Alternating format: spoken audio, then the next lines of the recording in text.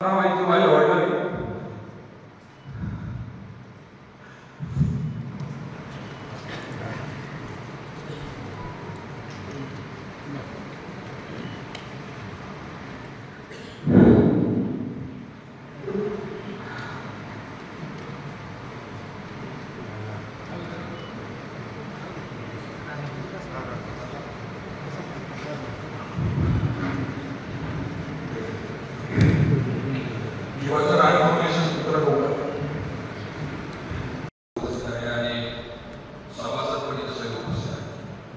मी फक्त 10 मिनिटं घेणार आहे. एका वेगळ्या विषयावर मला फक्त 10 मिनिटं बोलायचं आहे, त्यानंतर खूप बोलतो. खरं म्हणजे मित्रांनो,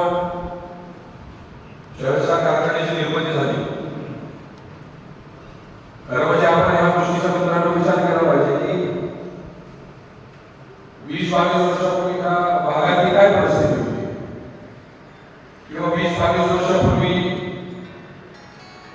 इथं किती क्षेत्र ऊसाचं होतं, इथं लोकांचं मित्रांनो उत्पन्न किती होतं, ही खरं आज विचार करण्याची मित्रांनो गरज आहे. खरं म्हणजे मोठे भाव असतील, आमचं कुटुंब असेल, खरं म्हणजे हे कुटुंब जर ह्या तालुक्यात जन्माला आलं नसतं तर मित्रांनो ह्या तालुक्याची परिस्थिती काय असली असते. आज खरंच ही शांत बसून विचार करण्याची मित्रांनो वेळ आहे. बऱ्याच गोष्टीची आमच्यावर टीका होती, भाऊंवर टीका होती, वैयक्तिक टीका करतात. पण आज इथं सगळे सभासद उपस्थित आहेत. आम्ही पण स्वतःचा दुसऱ्या कारखान्याला देतो. राजकारणामध्ये कारखान्याच्या ह्याच्यामध्ये चढ उतार मित्रांनो असतात, पण शेवटी ही उभारणी करण्यामध्ये कुणाचं योगदान आहे हे पण मित्रांनो आपण विसरता कामा नये.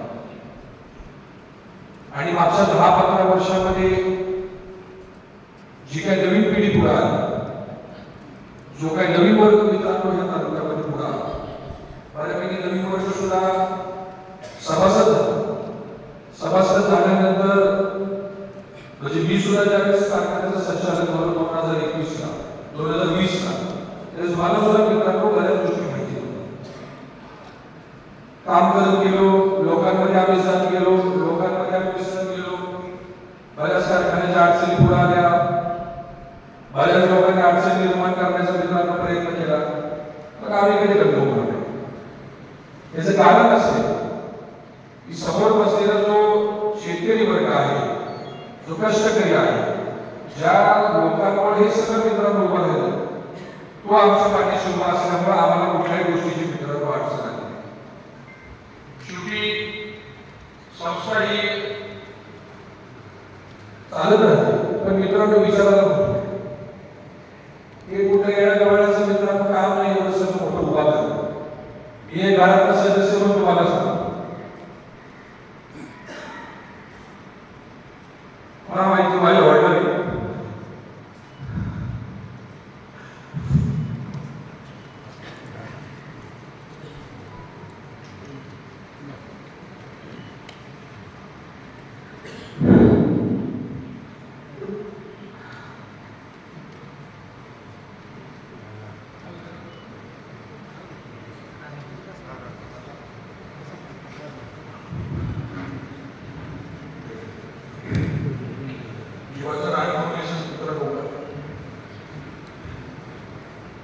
त्या गोष्टी सोप्या नाही.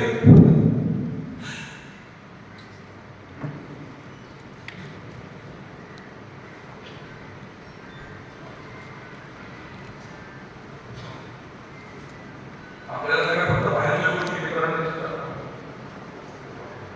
बरं हा आपण विचार केला पाहिजे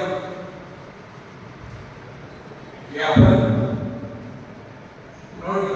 कशासाठी करू.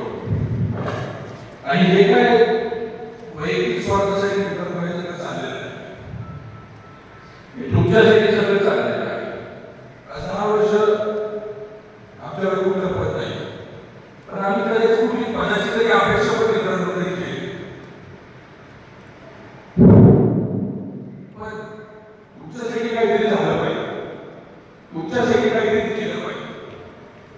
मित्र हे सगळं चाललेलं आहे.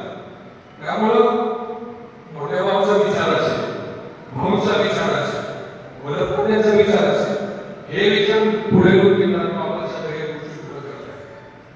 आपण काय बोलतो, आपण भाषा काय बोलतो, आपण किती टीका करतो, आपण वैयक्तिक टीका करतो. टीका करणे मित्रांनो सोपं असतं. हे सगळ्या गोष्टी उभा करण्यासाठी बऱ्याच गोष्टी मित्रांनो आपल्या ह्याच्यामध्ये त्याग करायला जीवाचा राग करून हे सगळ्या गोष्टी उभा करतो. सध्या ते पैसे ह्याच्यामध्ये टाकले असं नाही की कुणीतरी काहीतरी म्हणजे केली म्हणून हे सगळं मित्रांनो उभा राहिले. कर्मचारी वर्ग असेल, आज कुठल्याही कर्मचाऱ्यांनी तुम्हाला सांगा की कधी संचालक मंडळ असेल, कधी मुली चुकीचं वागलं, कधी कुणाला भेट दिली नाही. आज इथं सगळ्या गोष्टीचे पारदर्शकता आहे, सगळ्या गोष्टी ओपन आहे. त्यामुळं हे बोलणं ह्या ठिकाणी तर मित्रांनो गरजेचं आहे. बऱ्याच वेळा असं होतं की प्रत्येक गोष्टीत आपण राजकारण आणतो, प्रत्येक गोष्टीत आपण ह्या सगळ्या गोष्टी आणतो, प्रत्येक गोष्टीमध्ये आपण कारखाना आणि राजकारण हे मित्रांनो आपण जोडलं नाही पाहिजे. शेवटी हा धंदा आहे. आज ह्या कारखान्याच्या मार्फत किती लोकांचं कुटुंब उभा आहे याचा विचार करणं मित्रांनो गरजेचं आहे. सोपं नाही या सगळ्या गोष्टी. लोकांना फक्त वाटतं आम्ही आमचं कुटुंब असतं, आम्ही कधी बाहेर कुठली गोष्ट बोलत नाही, कधी कुठली बाहेर गोष्ट आम्ही आणत नाही.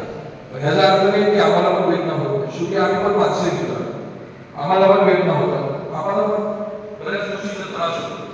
तर आम्ही या त्रासाचं कधी काय कुठल्या गोष्टीचं कधी हे केलं नाही. का केलं नाही की आपण जर कुठल्या गोष्टी समजून गेलो तर लोकांना कोण पाठवलं देतं, त्या लोकांना कोण उभं करणार.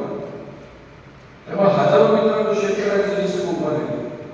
त्यामुळं हा विचार मित्रांनो केला पाहिजे की हे भाऊचं घर, हे मोठ्या